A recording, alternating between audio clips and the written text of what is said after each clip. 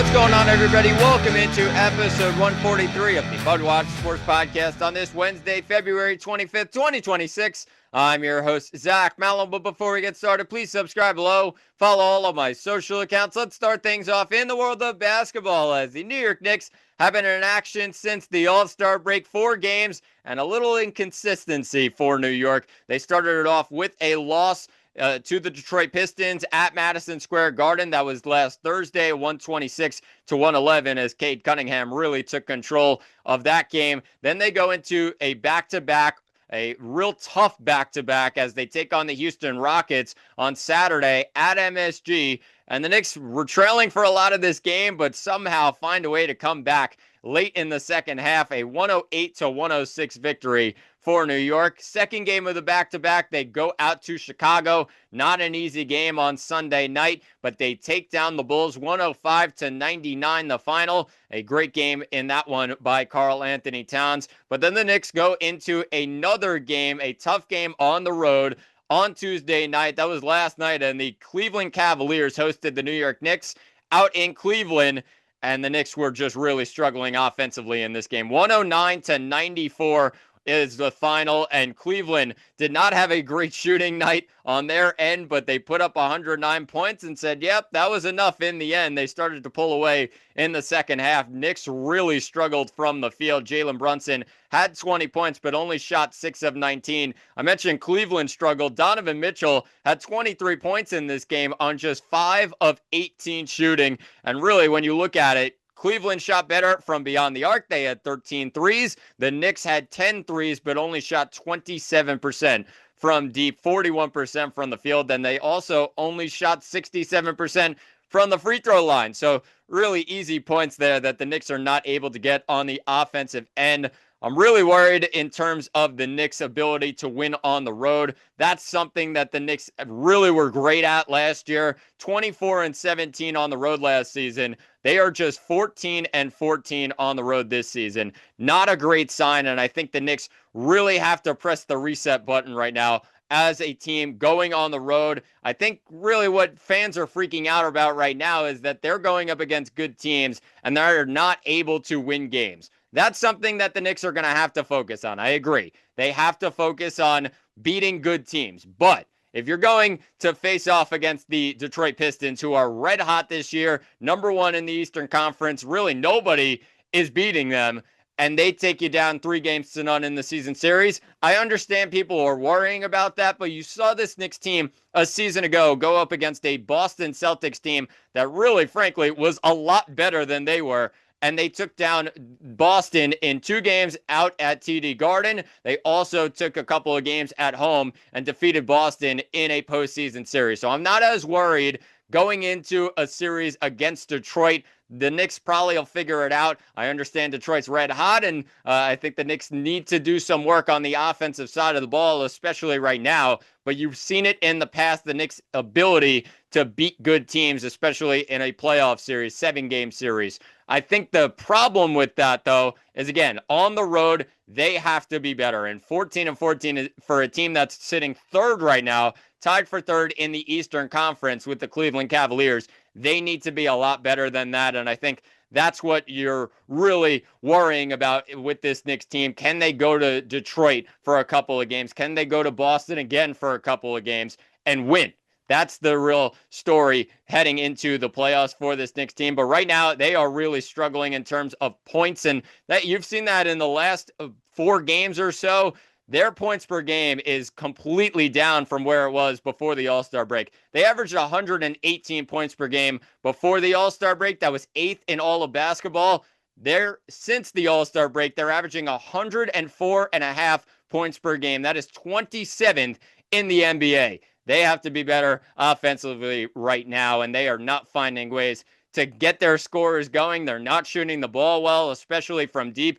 And a guy in Mike Brown who came in to preach defense, he needs a lot of work to do. He has a lot of work to do to get this Knicks team going for the next couple of games offensively. As for the next couple of games, the New York Knicks are back in action on Friday night, an 8 o'clock start out in Milwaukee as the Knicks take on the Milwaukee Bucks. And of course, Milwaukee is not having a great season. They're without Giannis Antetokounmpo. A lot of injuries for Milwaukee this year, and Giannis not being there has really shown up in Milwaukee's record this year. 25-31 they are on the season. And of course, the Knicks on the other side, like I said, struggling offensively.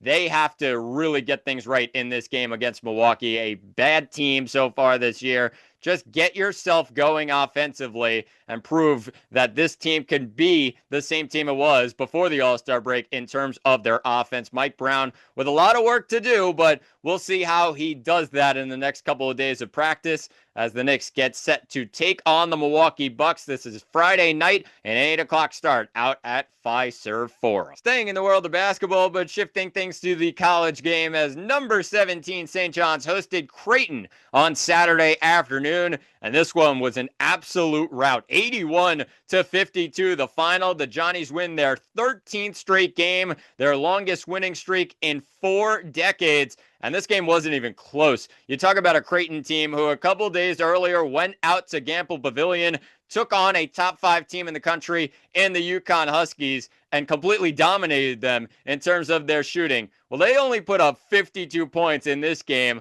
Their game after that, just a horrible performance offensively from Creighton, but give credit to St. John's, who played phenomenal defense all throughout. A Creighton team that could really score the ball. I know they're not the same team that they were last season, losing 4 of their 5 starters and then even losing Jackson McAndrew earlier in the year. So really, they've been dealt a very hard task in the Big East this season. They fall to 14-14 on the year, 8-9 in Big East play. But give credit to St. John's with their work down low. Completely dominated the boards, completely dominated the paint.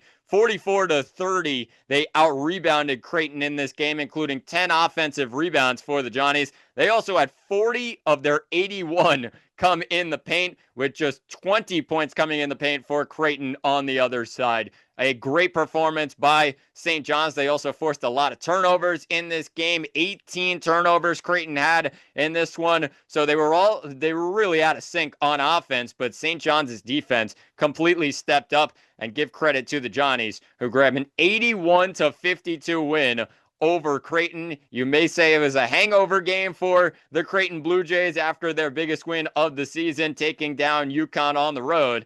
But even so, St. John's is rolling right now, and they've very much deserved that big-time win, 81-52 at MSG. But it really all comes down to tonight in terms of St. John's win streak, St. John's hopes of being the 1 seed in the Big East this season. They are now number 15 in the country, but they have their biggest test of this season. They go on the road tonight out to UConn to take on the number 6 UConn Huskies. A 7 o'clock start tonight as UConn comes into this game as 6.5-point favorites, total sitting at 147.5. And this game will be played out in Hartford. It's going to be a packed arena out in Hartford, Connecticut tonight. The 2 best teams in the Big East. St. John's sitting in first place in Big East play so far this season after UConn with a couple of losses, one of them to St. John's earlier in the year out at MSG. And of course, that loss to Creighton this past week or so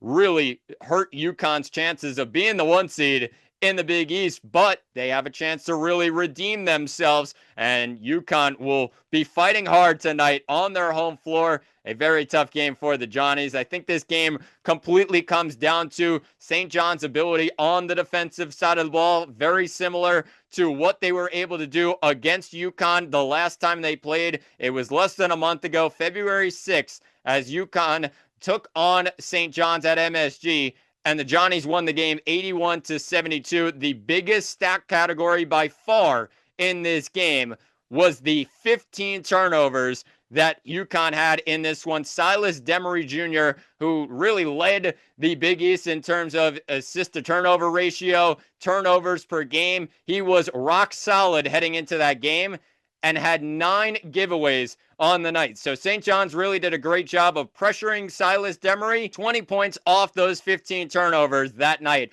back on February 6th for the Johnnies. And even though UConn shot the ball very, very well, 55% they shot the ball from the field, 47% from beyond the arc, but the 15 turnovers were definitely the difference in the game. And St. John's is, of course, their ability to get down low into the paint. They drew fouls, plenty of free throws to go around, 31 free throws to just 12 for UConn in that one. And yeah, that may cause a little bit of a ruckus. Obviously, it did after that game, especially with Danny Hurley having his complaints post-game in his post-game presser.